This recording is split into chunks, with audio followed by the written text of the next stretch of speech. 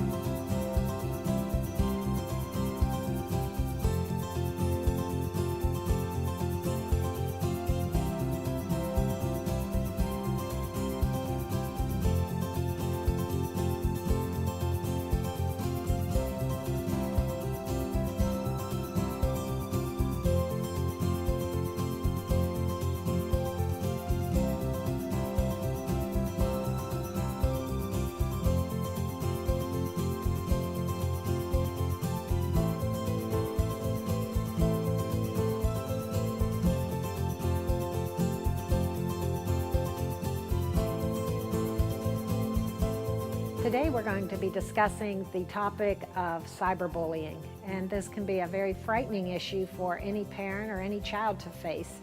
Cyberbullying undetected can lead to depression and even suicide. And so with us today to talk about cyberbullying is Mary Beth Uberti. Mary Beth is the Director of Program Development at Operation Parent. She's also a life coach and the mother of 2 children, and has been out in the community and beyond talking about cyberbullying to parents and students. So Mary Beth, let's start with what is cyberbullying? Well, cyberbullying is harassment via electronic means, and it's willful and repeated. So it's not like, they could use it through social media sites, through text. They could do it through fake websites, fake user profiles. So it's always through a digital means. It's willful and repeated. And is it common? I mean, is this something that only a high school parent needs to worry about, or does it start earlier than that? It's one of those things. If you're going to give your kids access to a phone, to an internet-capable device, and to different types of texting and availability to talk to friends, you always open that door to the possibility. About 52% of kids report that they have been cyberbullied, and it seems to peak during those middle school years. And I guess as a parent, I would want to know, are there any warning signs that I would see to know if my child was being cyberbullied? Yeah, the warning signs are pretty similar to what the warning signs are for bullying, but there are some unique things too. Keep in mind, kids want to be on their phones. They want to be on their internet-capable devices because they're talking to their friends. So if you start seeing that your child is getting very upset after being on their phone, or maybe they stop using it altogether, they're not getting on to talking to friends, that's a warning sign, because they're choosing to cut off from that. Other warning signs are depression.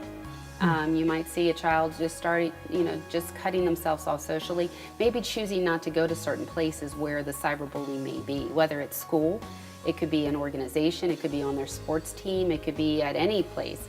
So they're choosing now to not go in order to stay away, to create that distance.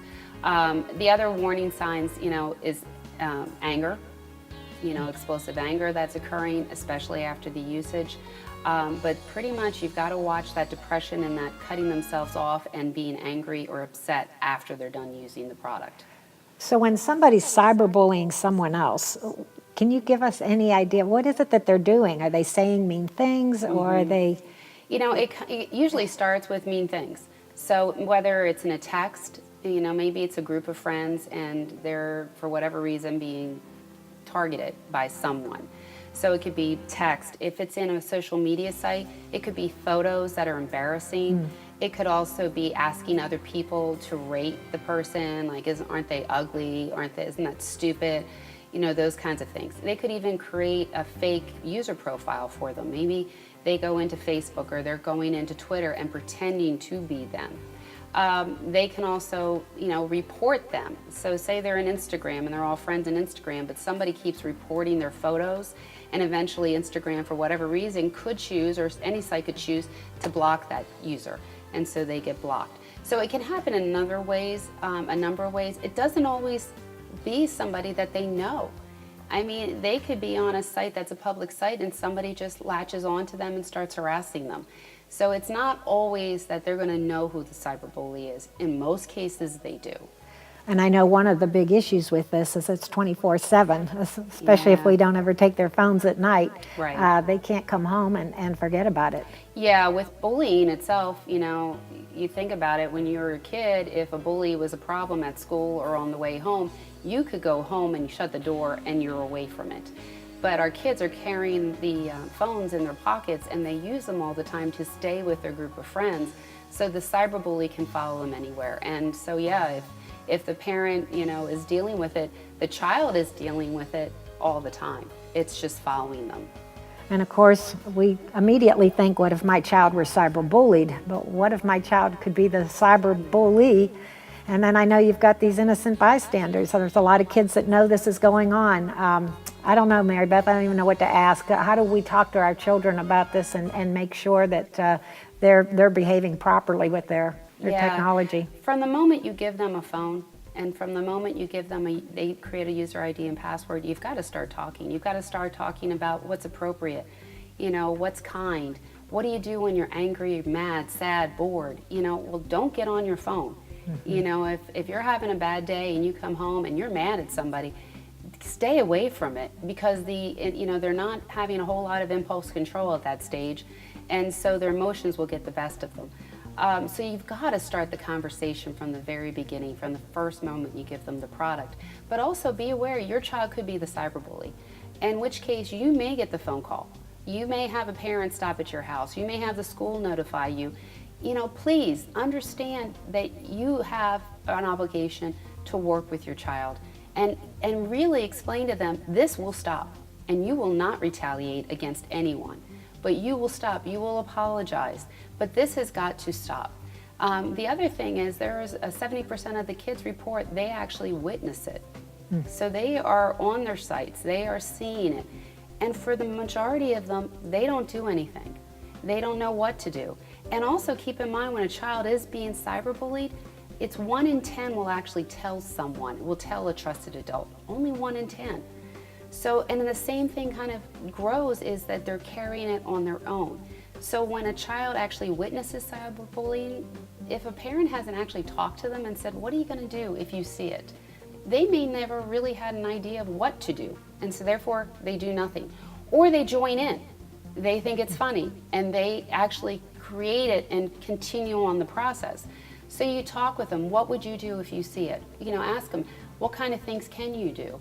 And, brainstorm with them. They can go to the person if they know the cyberbully and say, hey, you really are getting ridiculous. You need to stop. Put the pressure on the cyberbully to stop. Another thing they can do is go to the victim. Encourage the victim to tell. Have you said anything? Have you told? And if that victim still hasn't told, then please encourage them to tell a trusted adult. Figure out somebody to tell. Wow, you've just given us a ton of practical steps that we can take to start minimizing the cyberbullying that takes place out there. And so I just want to encourage our viewers after this program to please visit operationparent.org, or watch at the end of this. You'll see some helpful tips and things you can do to start that conversation. Start it today. No doubt your children have cell phones, and this is a conversation they need to have and hear from you. So please be encouraged. Remember that parents were the first line of defense in the lives of our children, and cyberbullying is a very real issue. So we can do it. We'll do it together, and I look forward to seeing you on the next episode.